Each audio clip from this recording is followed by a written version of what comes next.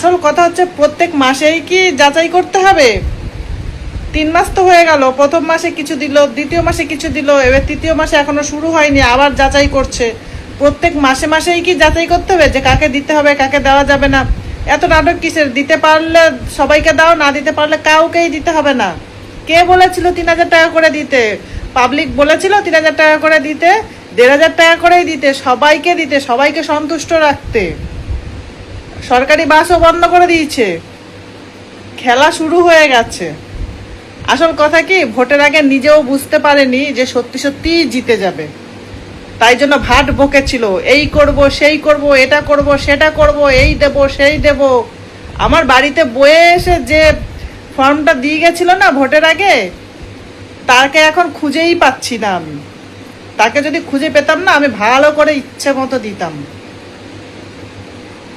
August মাস পড়েছে, আবার শুরু হয়েছে কাদের দেওয়া যাবে কাদের দেওয়া যাবে না, মানে নাটক শুরু হয়েছে, একটা নতুন নতুন নাটক শুরু হচ্ছে প্রত্যেক মাসে মাসে।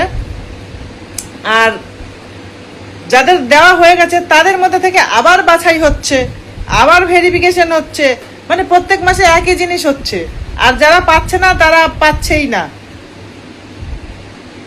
দেবে তো দাও। কে বলেছিল 3,000 টাকা করে দেওয়ার জন্য? তোমাদেরকেও বলেছিল পাবলিক যে 3,000 টাকা করে দাও, যেটা ছিল সেটাই দিতে, সবাইকে দিতে।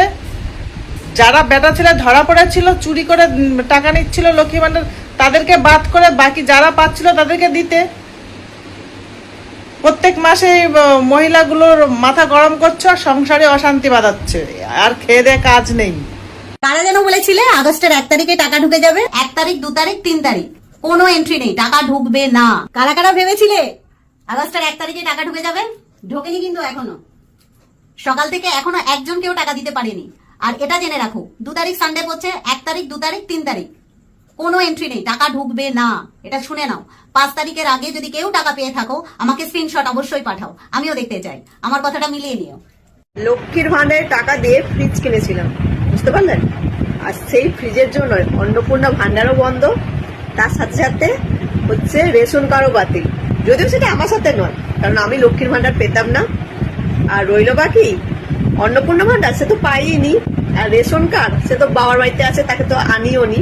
আর ফ্রিজ, ফ্ল্যাটে যে ফ্রিজটা আছে সেটা আমার শাশুড়ি কিনে দিয়েছে। অতএব সবার সাথে এই ঘটনাগুলো ঘটছে যারা এরকম ফ্রিজ টিজ কিনেছে আর কি, বুঝতে পারলেন? 1 আগস্ট থেকে আমাদের পশ্চিমবঙ্গের টোটাল পশ্চিমবঙ্গ সরকার জনগণনার কাজ শুরু করবে। এই জনগণনার কাজের মাধ্যম দিয়ে অনেক কিছু তথ্য পশ্চিমবঙ্গ সরকারের কাছে নথিভুক্ত হবে। যেমন প্রথম হচ্ছে, আজকে যারা মা বোনেরা যে অন্নপূর্ণা ভান্ডার নিয়ে যে সমস্যায় ভুগছেন, সেই সমস্যাগুলো আমি অনেকটা ক্লিয়ার করার চেষ্টা করছি আপনাদের সঙ্গে। যারা লক্ষ্মী ভান্ডার পাচ্ছেন তাদেরও নাম বাদ যাবে। কিরকম যাবে? এই সরকার বলে দিয়েছে যে যাদের বাড়িতে 2 কামরা পাকা বাড়ি থাকবে, একটা মোটরসাইকেল থাকবে এবং ফ্যান, ফ্রিজ, সমস্ত বাড়ির তথ্য, কতজন মেম্বারশিপ আছেন, সব কিছু তথ্য এরা নেবে এবং দেখে নেবে যে এদের ঘরে 15,000 টাকার ঊর্ধ্বে ইনকাম আছে কিনা। তাহলে এখন যারা পাচ্ছেন ওই আওতায় যদি আপনারা এসে যান, আপনাদের নামগুলো বাদ যাবে এবং যারা পাননি তাদের তথ্যটা তাদের কাছে চলে যাবে। তার মানে তারাও বাদ যাবেন।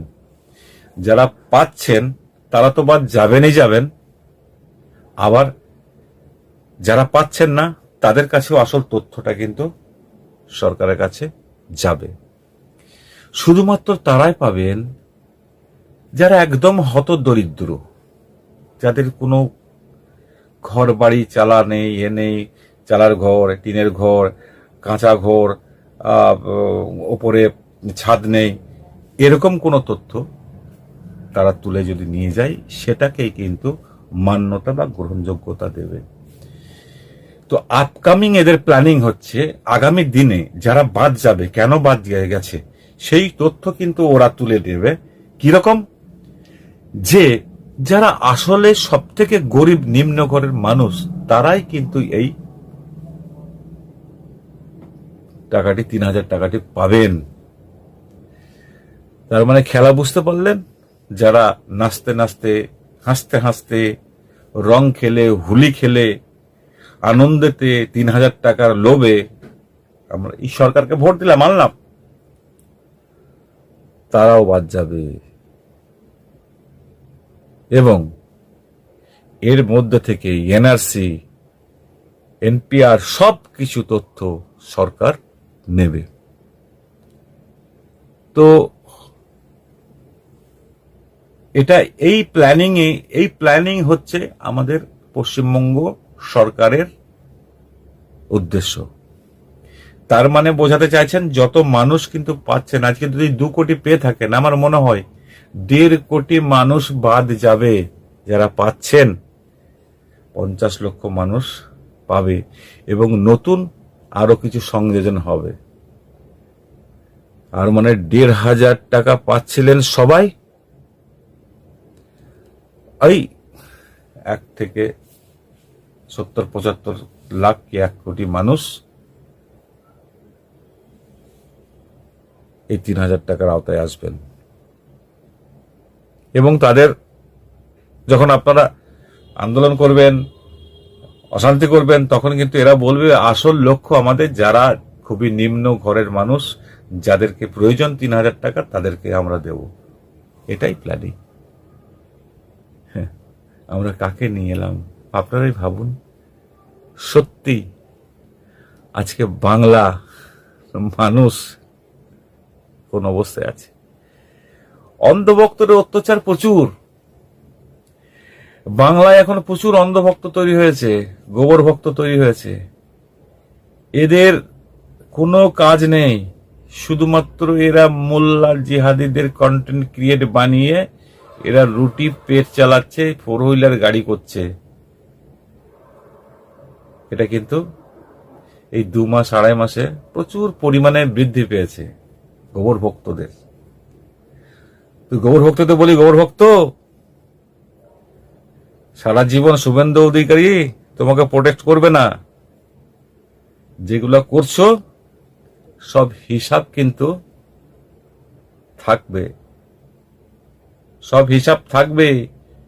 সময় পাল্টাবে, সময়ের সঙ্গে সঙ্গে মুভমেন্টও চেঞ্জ হবে। তাই অন্ধভক্ত একটু সাবধানে এসব কাজগুলো করো, এই সাবধানতা বজায় রেখে কাজ করো। লঙ্ঘন পার করো না, সীমারেখা পার করো না। সারা জীবন শুভেন্দু অধিকারীর ছাতার তলায় তোমরা নাও থাকতে পারো, ঠিক আছে? তো শাহিদ বলছি, অন্ধভক্ত सुधर जाओ, सुधर जाओ। मौसम कभी ना कभी बिगड़ने वाला है। Okay, thank you, good night.